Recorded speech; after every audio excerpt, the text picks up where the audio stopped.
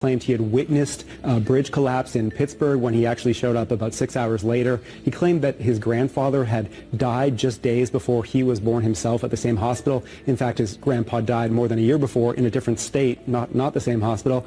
And he also repeated a favorite false story that I and others have debunked over and over again about a supposed conversation with an Amtrak train conductor he was friends with, who was actually deceased at the time the conversation would have had to take place. And that's not all. There are some more serious ones in my view. Previously in his presidency, he claimed at one point he'd been arrested during a civil rights protest when, in other versions of the story, he just said an officer had taken him home from a protest. He said he had visited the Pittsburgh synagogue where worshipers were killed in a 2018 mass shooting. In fact, he had actually spoken to the rabbi, but never went.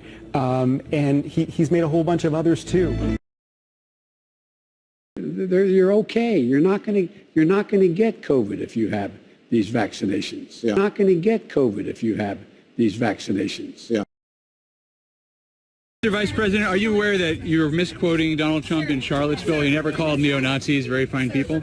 No, he called all those folks that walked out of that, they were neo-Nazis, shouting hate, their veins bulging. But he said specifically that he was condemning them. He did not. He said he walked out and he said, let's get this straight. He said there were very fine people in both groups. They're chanting anti-Semitic slogans, carrying flags. But you're aware that he...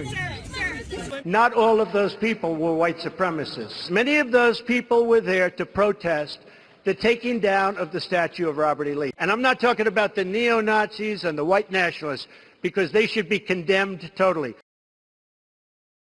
I went to law school on a full academic scholarship, the only one in my class to have a full academic scholarship. Went back to law school and in fact ended up in the top half of my class. I was the outstanding student in the political science department at the end of my year. I graduated with 3 degrees from undergraduate school and 165 credits, only needed 123 credits. Biden now concedes he did not graduate in the top half of his law school class, that he does not have 3 degrees from college, and that he was not named outstanding political science student in college. Newsweek says Biden actually went to school on a half scholarship, ended up near the bottom of his class, and won only 1 degree, not 3. Joe Biden ranked 76th in a class of 85 at the University of Syracuse Law School. I mean, this guy comes off this whole thing as a flyweight. Now Biden says Newsweek is right. His memory had failed him. And I'd be delighted to sit down and compare my IQ to yours if you'd like, Frank. Joe Biden was victimized by the truth.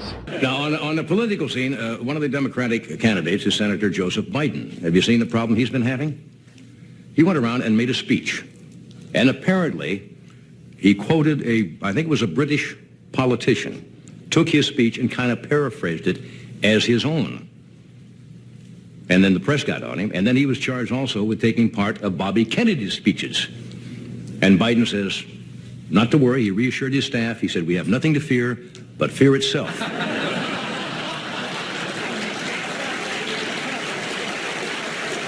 When I marched in the civil rights movement, I did not march with a 12-point program. I marched with tens of thousands of others to change attitudes. And we changed attitudes.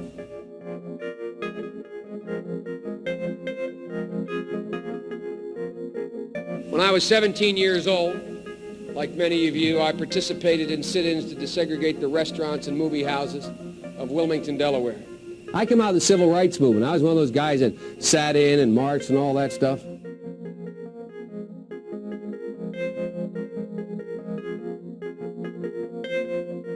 During the 60s, I was, in fact, very concerned about the civil rights movement. I was not an activist. I worked at an all-black swimming pool in the east side of Wilmington, Delaware.